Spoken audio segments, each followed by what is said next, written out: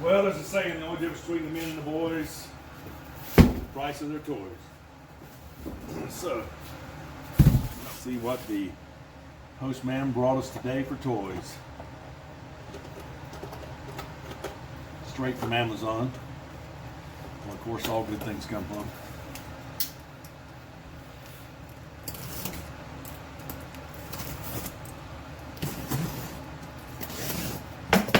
Been doing a little shopping for this reviews. Finally decided on this. It's the Creality Ender Model 3 3D printer. Why do I need a 3D printer? That is a good question. I don't know. Probably don't need one, but I might have one. That's a platform. And here's the power supply. So we got to take this bad boy apart and figure out how to get it together. It should be about a 30-minute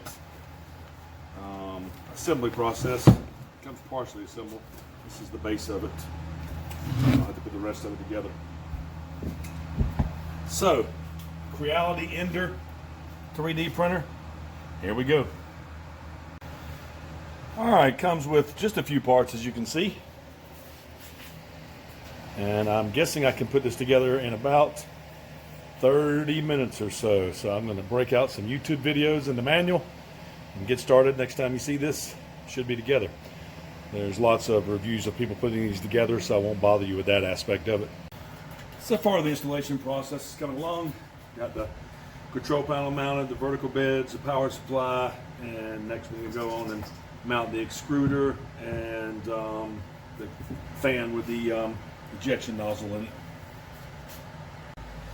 All right, making progress. Got the extruder head mounted, or the heater actually, extruder head, and got it so that it's actually going up and down the Z-axis. Controller zone, beds finished, power supplies installed, controller. So now we got to hook up the electronics, and we'll be just about there. Total time so far about 20 minutes. All right, got it assembled, and we are starting our first build. It is, looks like it is building a platform for the first product. Let's see if I can get the camera out here at a little different angle.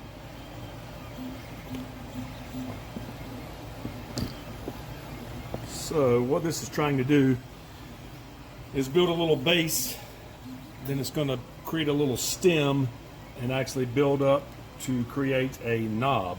So the knob is going to look like this. Apologize for the horrible camera angles here. Trying to do too much at one time. But it's going to slice it like that. So let's see if I can zoom this in a little bit. So it will build it starting down here, and it'll actually build up and then create a knob like that. So that's sort of what it's doing now, is building up, starting at the bottom.